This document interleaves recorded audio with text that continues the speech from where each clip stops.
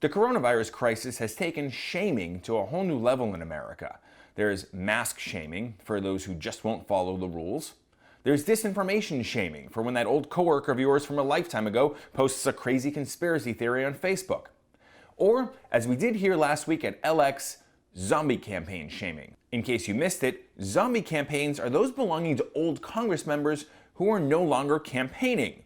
So those old donations just sit there in a slush fund. Many politicians decide to give their leftovers to charity when they retire, but we called out those who did not, leaving $200 million in potential charitable giving on the table during this unbelievable time of need. Well, great news. Since we started zombie shaming, former members of Congress have pledged $180,000 to charities in their communities helping those impacted by the coronavirus. Nonprofits tell us that's the equivalent of 180,000 meals for families in need. The latest to give was former Minnesota Congresswoman and presidential candidate Michelle Bachmann, whom we called out last week for sitting on 1.6 million of her old donors' dollars. Well, she told me this week she'll now donate 16 grand between several Minneapolis area nonprofits. Also, former Florida Congressman Mark Foley, who was already cutting checks to charity before we reached out, told me he's going to donate now another $55,000 to local nonprofits, including a Palm Beach food pantry. When Mark called me and told me he was donating that check to us,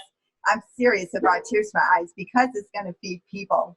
And we're so grateful to him that we're able to continue the efforts of what we've been doing so that people don't go hungry. Foley tells me he's not done.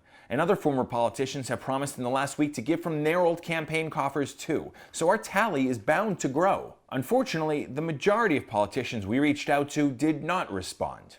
So if you're one of those former members of Congress who's sitting on a large political war chest you no longer need, open up your hearts and open up your campaign coffers to give back to the communities that sent you to Washington in the first place.